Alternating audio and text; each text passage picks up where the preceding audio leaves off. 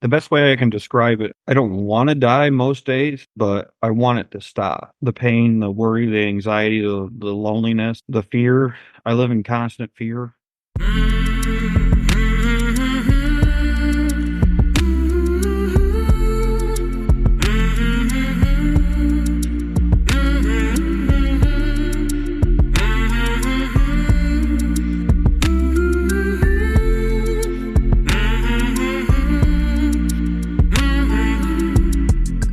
Hey there, my name is Sean, and this is Suicide Noted. On this podcast, I talk with suicide attempt survivors so that we can hear their stories.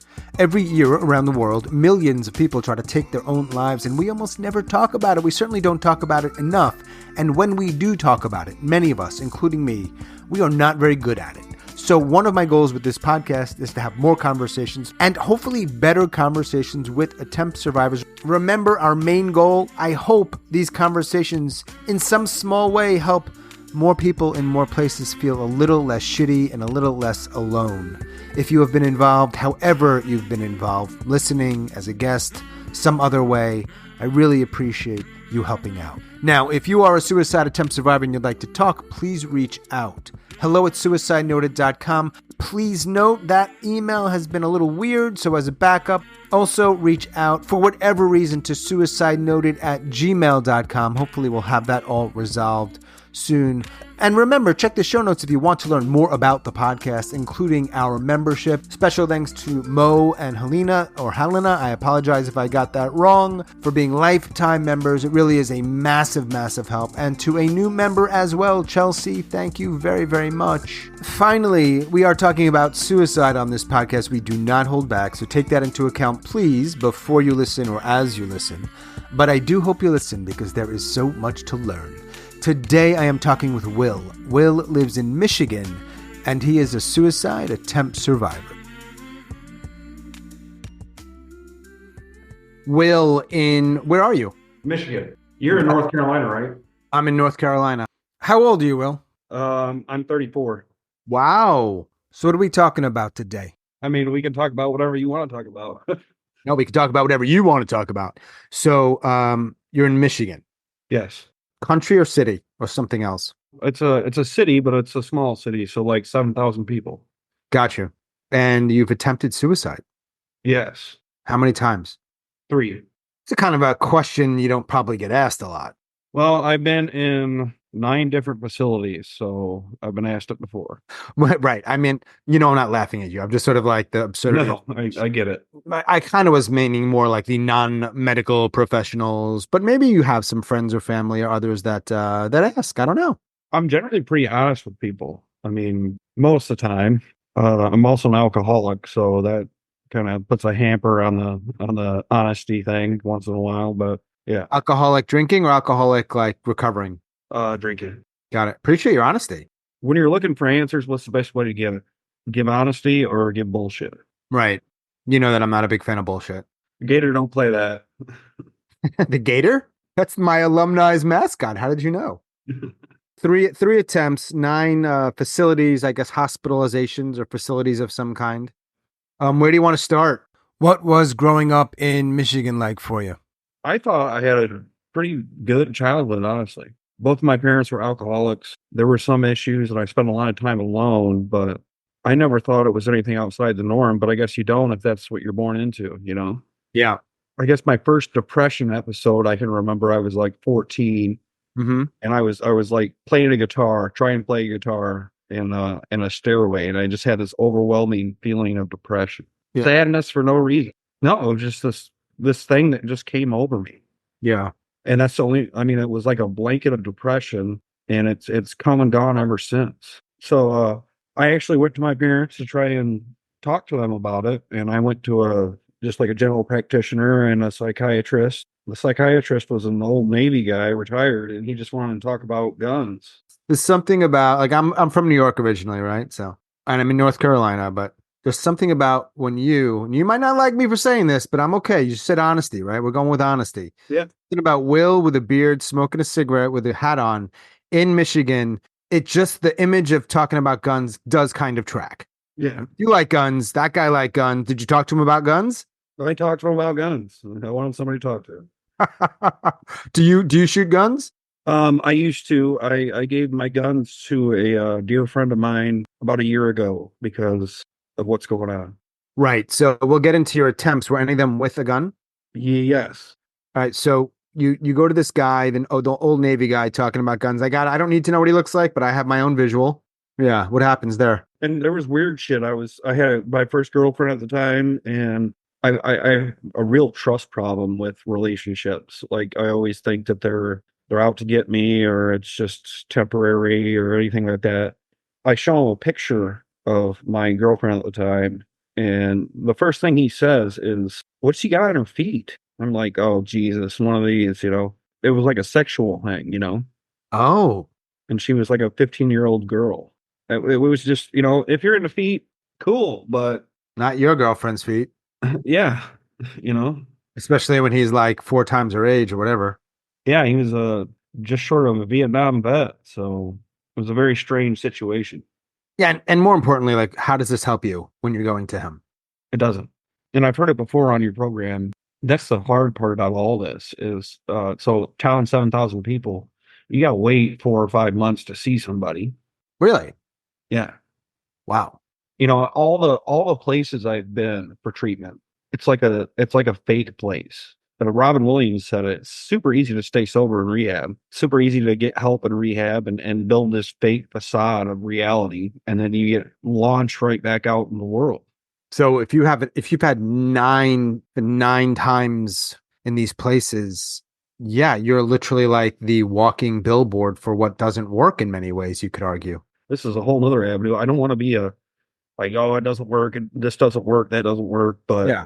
I mean, I've gone to meetings, I've gone to self-help things, I've searched YouTube multiple times for different, self-help stuff, and it's like, I don't know, it's like it's just garbage, some of it. And I don't have the answer, otherwise I probably wouldn't be here right now. So I don't know what the truth is. I've had people tell me to, pull myself up by my bootstraps. Oh, those fucking bootstrap, that bullshit. So this guy, you go to him and you're 14 and you're dating the girl and you'd mentioned something about trust stuff. So does something happen? I went, I don't know, 9 times or something like that, 8 or 9 times or 10 times maybe. Anyway, but there was just no answer. He just said, "Well, you should probably dump her." My favorite word, should. Ay, ay, ay. Well, how old is attempt number one? 18? So when you're 14 or 15, you bring up the fact that you had a girlfriend. And was there a reason for that? Is that connected to what happens at 18? Yes. We were struggling the whole time. I'm not blaming her, but I always have trust issues. When we first got together, she was 14. She had slept with a 28-year-old. There was a part of me that wanted to walk away at that time. But there's a fixture in me that wants to pursue things, but it was still a factor the entire time. So I had been working. I joined the army, didn't work out, and she moved away. Suddenly, it was just unexpected. And by the way, Will, so you're dating throughout like all of high school. Yeah, Got you. So you're 14, 15, 16, 17. You joined the army at what, 17, 18? 17. You said it didn't work out. No. Army and girl. Well, army first and then girl second. Yeah. What happened with that? Just the anxiety. I couldn't deal with it. I had broken up with her like multiple times, and I joined, and I was just worried the entire time, and just the thoughts. So when you're in basic training, you get a bunch of shots, and I was so anxious and so sick from all the shots. I shit my pants. It was rough. I mean, it's kind of what I still deal with today is the constant anxiety and overthinking things. Yeah. So army doesn't work out. I came back. We worked on it for another 3 years or so, and it ended. There was 21, 22. Let me just go back for a moment. You said your first attempt was at 18. Yeah. So tell me about that one, if you would. It's my step grandfather, really, but I never called him that. He was in World War II, and he owned a gas station in town. And he brought home a German pistol that was made in 1914. She had moved away at the time, and I was sitting upstairs at my parents' house, and the damage in the wood is still there. It was like a corner bracket for a window. I had the gun. People generally trust me. I'm generally a trusting and follow through with things person, but I had this gun. I had went through it before. I had, checked operations on it before, and I had shot it before. When you cock a gun, slide stays back, put a magazine in, generally it doesn't go forward, right? This model, you put the magazine in and it launches the slide forward. That's how it's designed. If a striker fire, it's not a hammer falling. There's a spring-loaded pin that gets contracted and is held back by a hinge. And when you pull the trigger, it releases. So I had loaded this gun. I was sad. I was listening to old school Roger Miller music. I loaded the gun. I was sitting in front of my TV and the bullet bounced off the TV and hit the corner. It malfunctioned. Yeah. So that bullet was intended for where? My head. Do you think you would have done it? I don't know. I don't know anything about guns. Guns are loud and you're in a room. My ears were ringing. I'm like, what just happened? And did it work? Am I hit? Am I bleeding? Oh God, are the cops coming? What's going on now? Damage control at that point. And I was sitting there and I looked out the window and my neighbor walked out and said she heard a gunshot. And I had gone downstairs at this point. She said, "Did you hear a gunshot?" I said, "Yeah. Where do you think it go?" She said it sounded like it came from a long ways off. But no, I mean, I've told a few people, but nobody ever really knew I never got busted red-handed or anything. And you're 18. And now you said from earlier that you stay with that then girlfriend, break up at 21. By 21, have you been in the hospital, your first stay yet? No. My dad got sick in 2012. He ended up dying right around that 22, 23 age. My drinking escalated. So I broke up with her. My dad died. I was living on my own and I just started drinking. I mean, it was every night. I was at the bar most nights. We had broke up. I was single for a year and my dad was sick.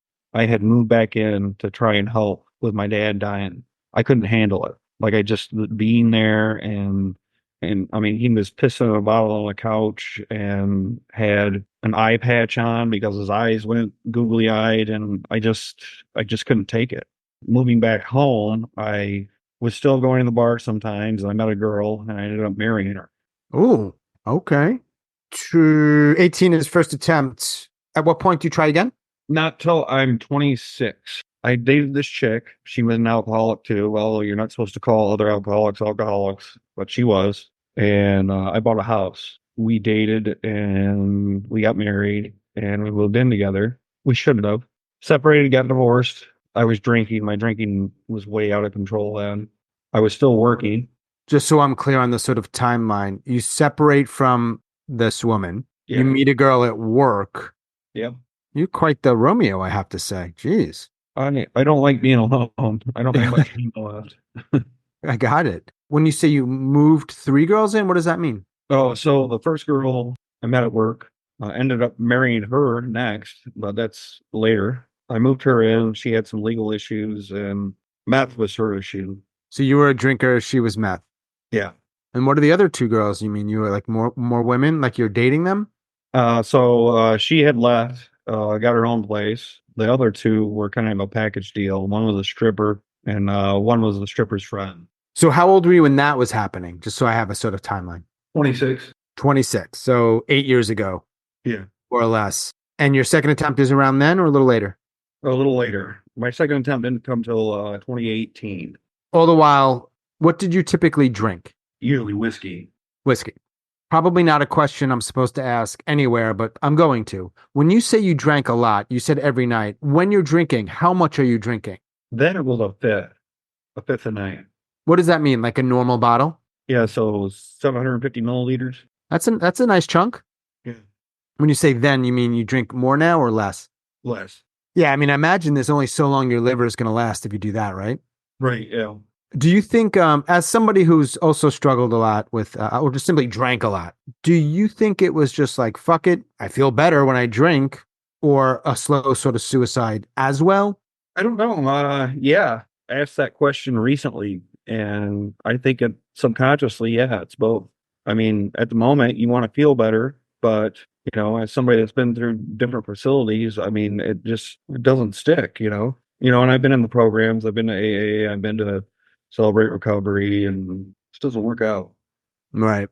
Is there a point in which you either lose that house, move out, the girls leave? No, so I guess next step is I'm still in the house right now. I'm on the verge of losing it.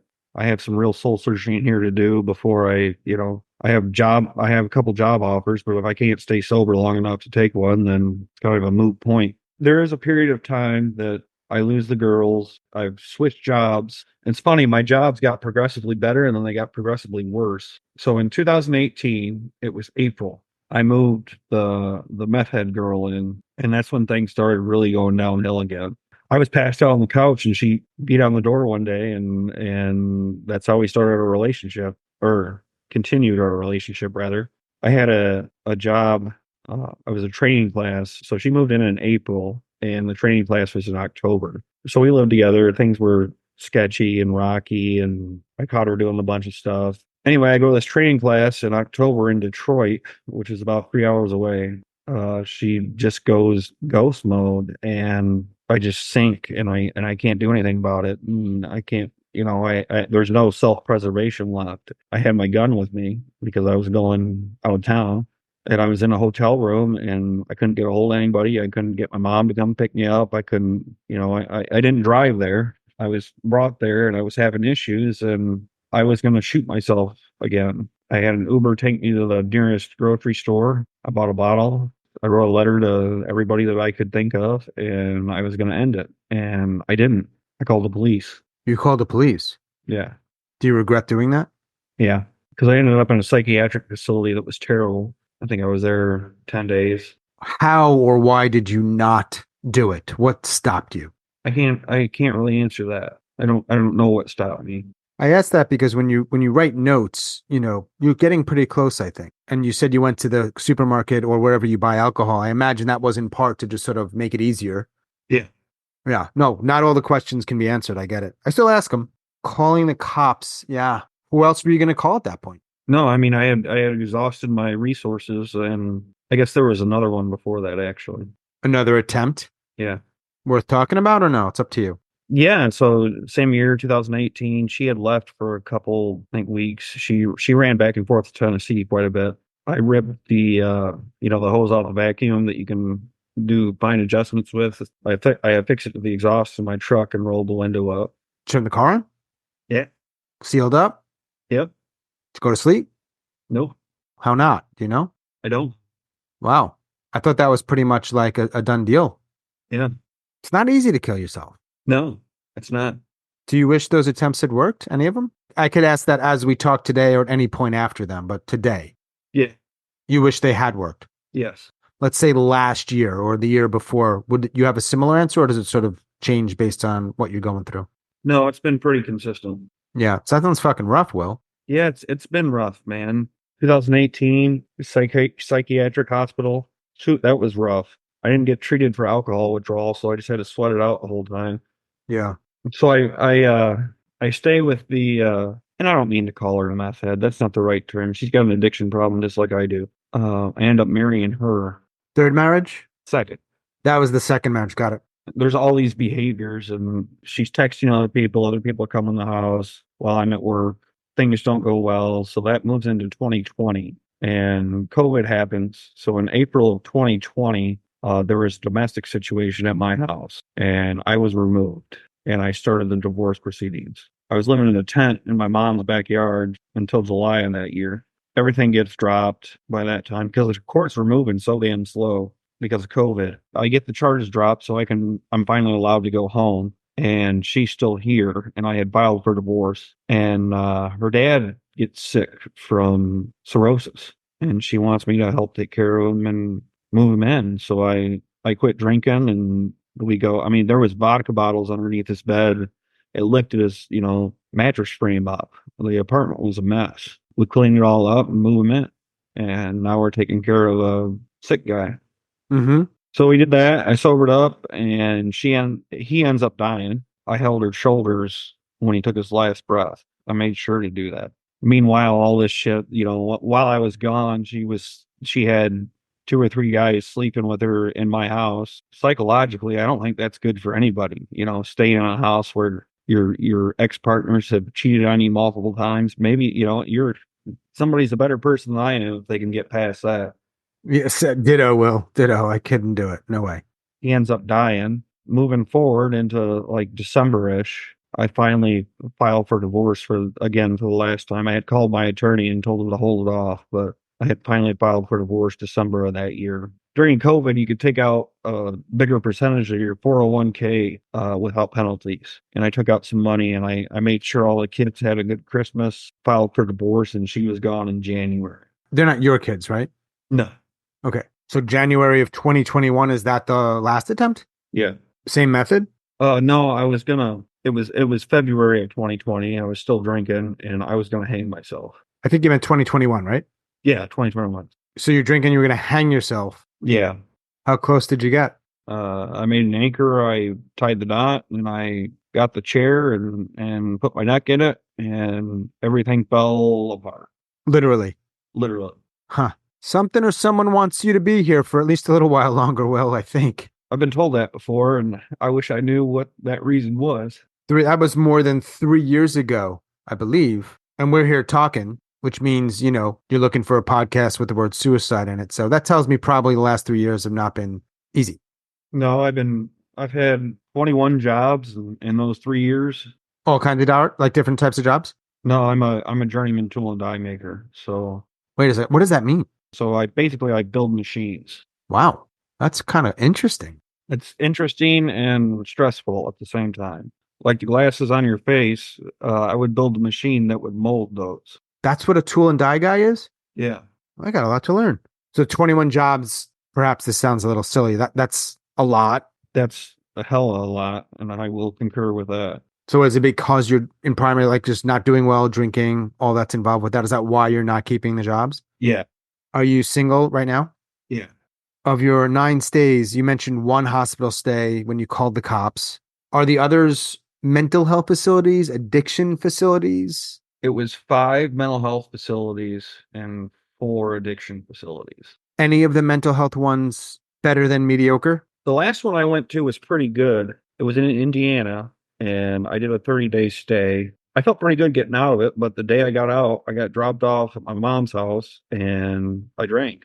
And that was a mental health and or like addiction? It was a dual diagnosis, yeah. Like Robin Williams said, though, it's not so hard in there sometimes. Right. So I got out and I immediately drank and I immediately called them and said I needed to come back. I went back to the facility, sobered up, and they put me in like a second chance house or whatever you call it. The first day I got there, I tested positive for tuberculosis and I got sent to the hospital, and they wanted to keep me in the hospital. And I had had enough at that point. And I said, I'm not staying at the hospital. I want to go home and deal with this if I really have tuberculosis, which I don't. It was a, false positive. That was the last stay. That was in February of this year. Yeah. When did you find the podcast? Do you recall? I was looking to get self-help in 2018, dealing with the relationship that I had, because the job that I had at that time, I spent 4 years there, and they should have fired me, honestly, but they were trying to help me. They were trying to work with me, and I would listen to you at work in 2018. No, you did not. I wasn't around in 2018. This started in 2020. What were you listening to? 2020. Yeah, maybe the dates are off because I started in the summer of 2020. That's funny. So it was at the same job. It must have been 2020 then. Yeah.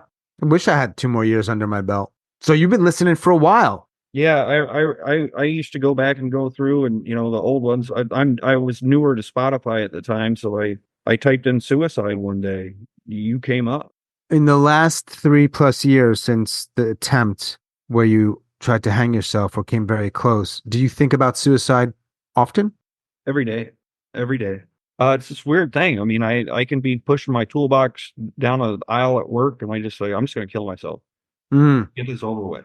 There's a question I had asked a couple of other guests I remember somewhat recently. I had never asked it before, which is, when you think about suicide that often, do you start to think about, like, you're pushing your cart and you've got tools, you're like, maybe I can kill myself this way, or maybe I can kill myself that way, or you're in your car and you're like, maybe I can just, do you start to get a little more creative with the possibilities of method? Yeah.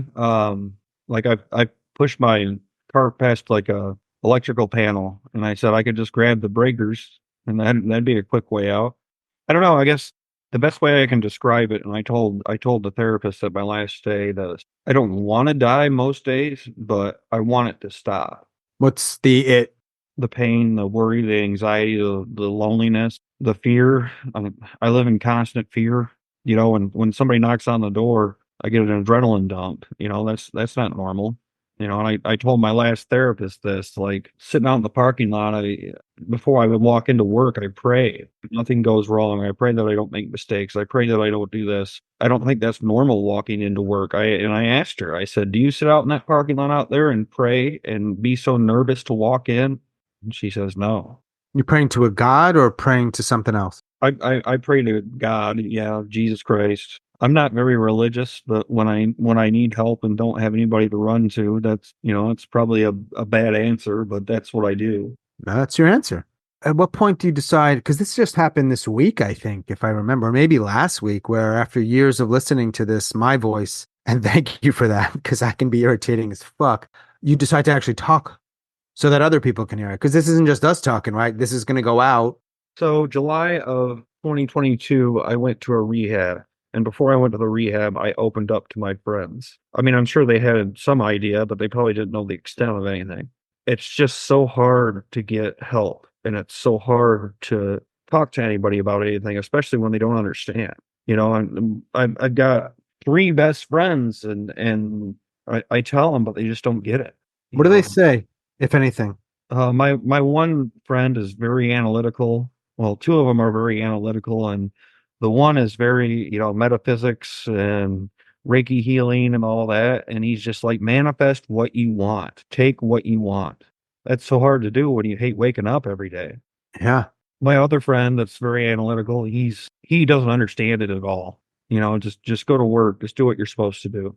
And the other friend said, just keep trying to focus on yourself and get better. But this house is shot, and I either take this job that I have, two jobs, or I sit and waller. That's my choices. Let it all go. Just stop. You said you drink less these days. Do you drink, like I drink at night? So in my brain, I'm like, all right, you don't ever drink before 8 p.m. and da da da da da. Like, you make your reasons or your ways to justify. Are you a drinker at night only, morning, day, night these days?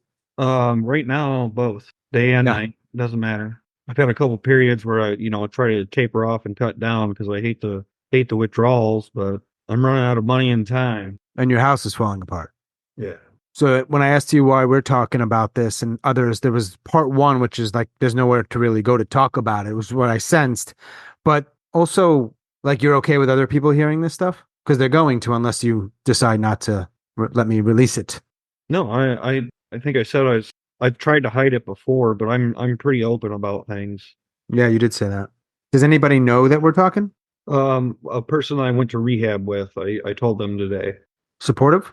Yeah, he seemed super interested and wants me to text him and tell me how it went. So, oh, cool. I'm at a crossroads right here. I don't know what to do. My mom is less than interested with me. She's got a new drunk boyfriend, and my ex-wife lives 3 houses down, and I have a hard time dealing with that. The second one. Yeah. Yeah, she's right down the street. It's not like I have an observation post or something set up, right. Directional mics and all that. But sure, right. I mean, when you go for a walk or walk the dogs or pull out of the driveway, it's right there. Yep. Does anybody know, outside of medical folks, and perhaps even including them, because I'm thinking about all of your attempts kind of happened, as they often do, sort of privately in secret, but nobody found you. Like, you would have to be proactive in telling people for them to know. Yeah. Have you told anybody? Yes. Do you still go to therapy? No, I don't. I just applied for Medicaid to get insurance again. I was going to therapy regularly, once a week. Did your therapist or perhaps other people in the past diagnose you with anything that you think is accurate? I've got like 14 diagnoses: alcohol use disorder, major depressive disorder, PTSD, generalized anxiety disorder, psychological abuse as a child, physical abuse as a child. I'm trying to remember them all. I wish I had my paperwork. That's a lot, even without the others. Yeah, they're a nightmare disorder. panic disorder. Yeah, I can't remember the rest. Do you take meds? Yeah, I'm running out, but I take meds. Help at all? I don't think so.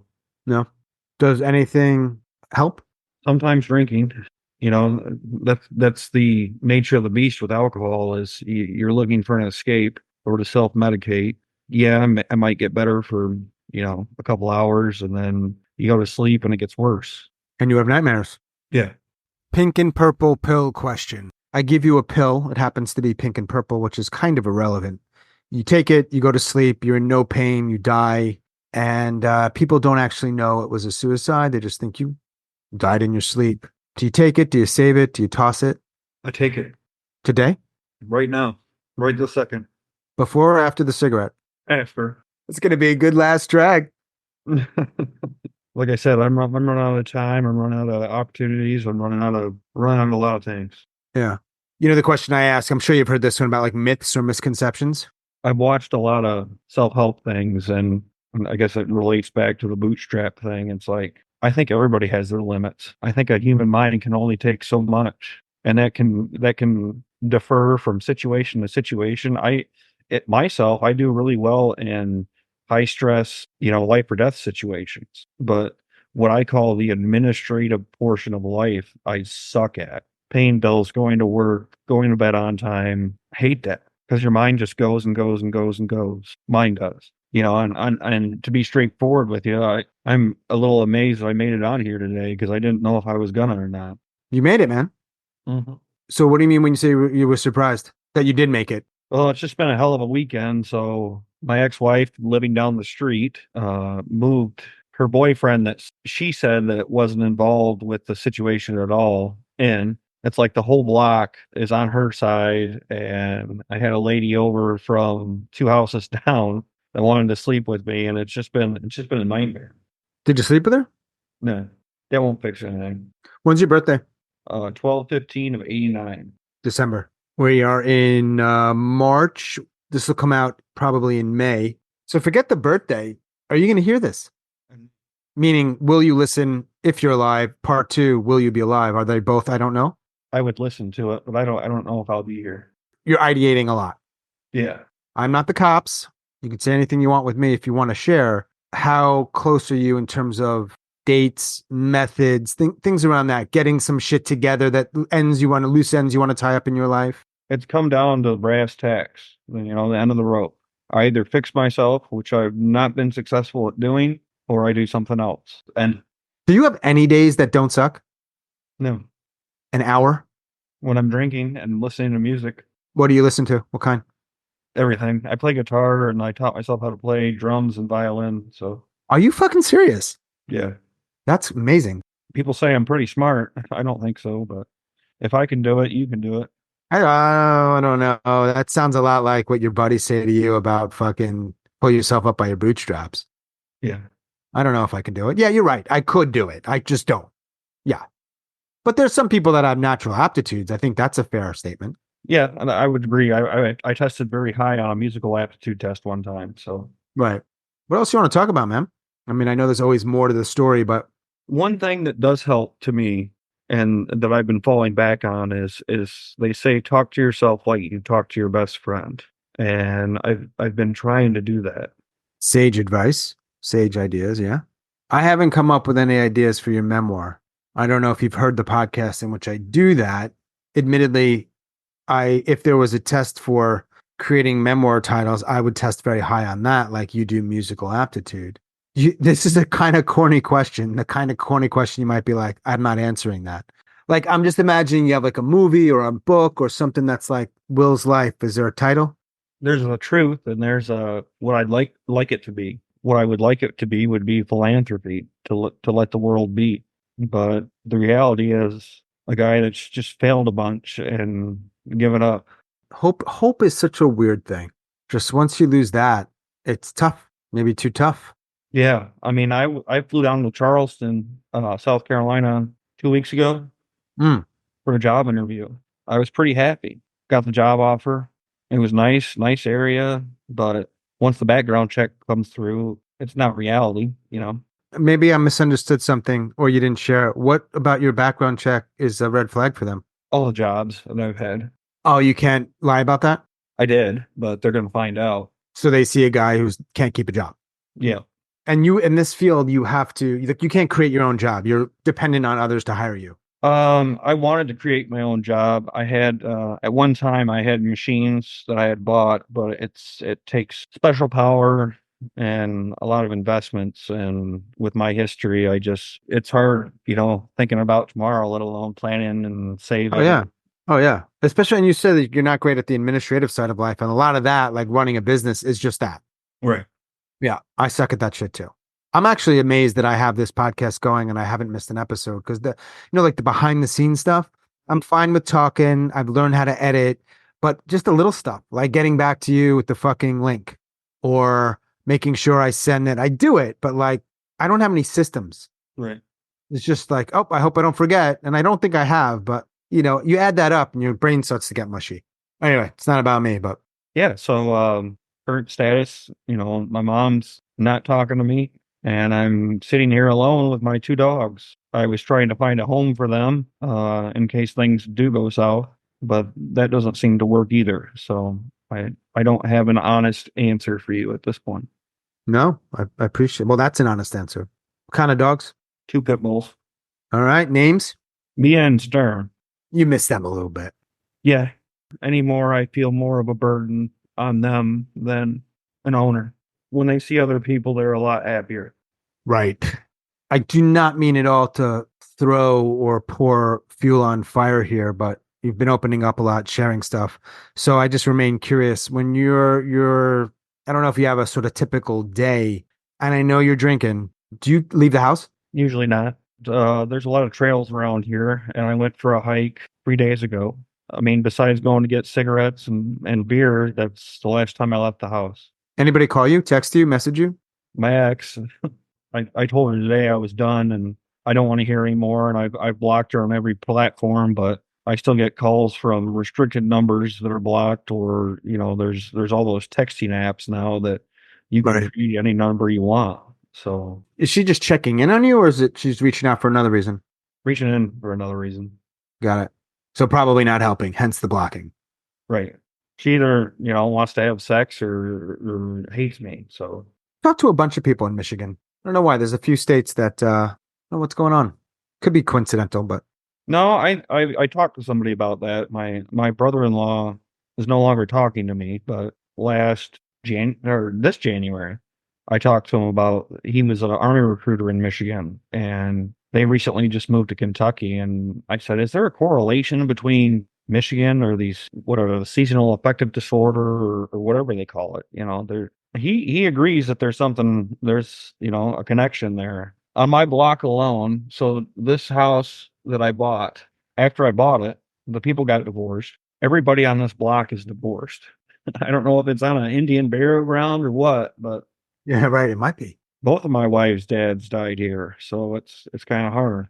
My county has been the highest for methamphetamines astronomically. So I don't know. Yeah. Are you in the next whatever period of time facing homelessness potentially? Potentially, yeah. I have a storage unit that's an option, but that's why I was talking about getting somebody for the dogs, whether I check out or have to leave. Is that feasible beyond a week storage facility? I guess it's better than being in the cold, but there's a couple of abandoned buildings in town that I've thought about having to go to. I actually have a go bag that if I do have to leave here. You'd said when you were younger, you had a quota, you had your childhood and it was obviously a lot going on, but it was sort of normal to you. Yeah. Do you ever think like, I kind of can't fucking believe this is how my life has turned out? Yeah, I mean that's the hard part. I'm aware that all this, or most of it anyway, is self-inflicted. If I would have made different choices, those hard choices, maybe I wouldn't be here. Maybe. I don't have the answer to that, but I think that the healthiest moments in my life were when I was listening to you in my adult life, listening to you and taking care of myself and knowing that other people were going through the same thing and trying to soldier through. Wow. Those are kind words. I don't know if that's what your intention was, but it sure is good to hear that. No, it's the truth. And I think it's the same theory behind AA and NA and all those other meetings is like people getting together and sharing their life experiences. And having certain things in place so people don't say really stupid shit. Right. So in AA, which I went to for a little bit, you hear somebody talk about something. And then the only thing, if I remember correctly, is that you can say is like, thank you. Right. You don't get to comment on it. You don't get to say all the shit that we deal with all the time with people in our lives. And that's that way for a reason. Yeah. It's not the same thing, but for me, it's like I never do certain things because I know what that will. Well, first, because I just don't want to. I'm not here for that. I don't really do it in my life. But I also know the podcast changed dramatically if I start, or if Right. anybody starts doing that. You don't have this thing where we can be. Let's just say your experience of the podcast would have probably been different. Yeah. And you would not have been able to say what you just said. No, and that's exactly. I mean, that's my biggest problem with AA is not all meetings are bad by any means, but I mean, sometimes you're just walking in there and I'm sitting there and I want to start a shotgun just listening to these people. Why? I don't know. It's like the guy that I'm supposed to text after this. I was telling him, when you hear somebody bitch about the Lions or a football game that happened or, and it ruined their day. And it's like, are you fucking kidding me? Your day got ruined by the Lions losing or a sports game or somebody cutting you off in traffic. Like, I understand that's frustrating, but I'm just trying to live. Yeah, you're like in a life and death battle. You said that you were getting on Medicaid so that you could see a therapist? If I'm still around to try and to continue and get some help. So that's not somebody who's 100% totally given up, I don't think. No, but I mean, the biggest thing is like, if I am going to be here, then I have to get some help. Right. But then I get roped into the bureaucracy of the whole thing, help, go for a walk, you get out there, put yourself out there, Well, you have bad therapists, it sounds like. You don't just need therapy, you need good therapy. And then maybe that will be enough. Maybe not. Right. Maybe in your city of 7,000 people, there aren't many good therapists, or at least for you. Well, no, I mean, my dad said it once, the people at the hospital those aren't the A doctors, those are the C and D doctors. But now you've got this other thing because of your history that you don't get a gig in Charleston where maybe they do have good doctors or somewhere else. Right. No, and that's one of the three friends that I was talking to is really amped up about me going down to Charleston to be around better health, better people, better situation, more things to do. And I understand it, and that would be great. But the reality is the reality. I hate that it is what it is, but it is. Kind of sucks. Yeah. And I mean, just looking out the window, the whole block is fucking sleeping with each other, and it's like Peyton's place over here. And it's just, and what the hell do you do even if you fix yourself? We've got more bars than churches, and that's where everybody's at. There is definitely something to be said for removing oneself, if possible. That's a big if, from a place. That doesn't make everything. You go wherever you go, there you are. And I do think that tends to be true, but there's value sometimes in just, this. I'm not saying anything you don't already know or haven't thought about, but getting the fuck out. Yeah. I've oftentimes thought about the French Foreign Legion. Yeah. Man, sometimes I'm just getting in my fucking car and just going somewhere. Yeah, no, I've talked about that multiple times with, I mean, there's YouTube channels about camping and urban living and just getting away and getting out. I guess that's why I've been trying to find a place for my dog is because that's the only thing, those dogs are the only thing that's kept me grounded at times. I just don't know if I can do it anymore. The past two times have just been, the past two rehabs have just been total just fuck it. It's a progressive thing. It gets worse. You had said earlier that having listened to the people on this podcast has helped. What I'm wondering, because this is different, you're not listening, you're listening to me, but it's you talking. Do you think when we get off, I know you don't know for sure because we haven't gotten off yet, it will make things worse? I don't know. I'm going to process it after we get off. I totally intend on sharing with the world, this Zoom call, and I don't know, just like I don't know what tomorrow holds. I don't know how it's going to make me feel. Right. I'm limited in my role, obviously, but I think my role. Yeah. What it is and what it's not, which is kind of a weird space, I have to say, to be in sometimes, especially when someone's like, because you've heard the podcast. Some people, they're not going to try. right? It's been 12 years and probably not going to be there again. Hard to say for sure. And then I talked to some people and it's like, they're in it. And I've actually had a few of those last month or two. They say things happen for a reason. I don't know. I don't know. I don't have those answers. Nietzsche says time is a flat circle, and it sure seems to be that way. That's the memoir title. That's got to be it. You've been completely and totally honest and also like very articulate and clear. But I'm wondering, curious, are you drinking? Yeah. Loosens you up a little bit? Yeah. Should I leave that out or can I leave it in? You can throw it in there. Couple beers? Yeah. Do you think without him it would have been a harder conversation? Absolutely. I would have been shaking, and sometimes I go into a complete panic attack where I can't even breathe. Is that right? Yeah. I hope you get the fucking help you need. I know that's not going to be necessarily everything's wonderful and rosy and happy. No, but I just hope you can get it and then give it a shot. I hope you have that opportunity. If I was to be optimistic about things, I'm not looking for roses coming out of my ass. I'm looking to be content with life. Just starting out with not wanting to end your life every day.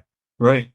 I mean, that would probably feel, that alone, weirdly to some who might be hearing this, that alone would probably feel like a massive relief. Well, and I've heard it on your show before. It's like, when you go to a facility, most of the time you just tell them what they want to hear is they let you go. Yeah. There's hope coming out of that, but at the same time, it doesn't fix anything. Maybe it buys you another day, but then what? Yeah. Then what? Right. You want to share anything else? No, I mean, there are some things I could say, but might as well leave those doors closed, I guess. Up to you. It's been 10 years of hell. It's hard to piece it all together, especially when you drink as much as I. Sure. But you have a say in it. This is a collaborative thing. If not for you and others, I don't have a podcast. I mean, no one's tuning in to listen to me rant about shit. I'd get through like 2 podcasts and have no listeners. It's about you guys. I don't do platitudes very well. I will wish you well. I will wish you well too, and it was a pleasure to talk to you. Thank you. I really appreciate that, Will. I hope your day doesn't suck, whatever it looks like. Absolutely. And thank you again. You got it, my friend. Take care. Take care. Bye. As always, thanks so much for listening and all of your support, and special thanks to Will up in Michigan. Thanks again, Will.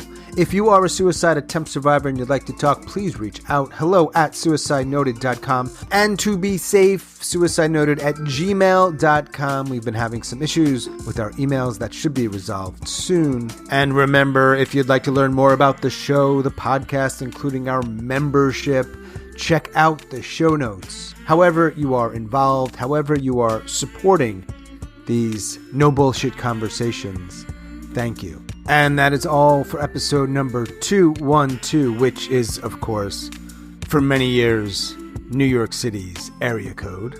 But I digress. Stay strong. Do the best you can. I'll talk to you soon.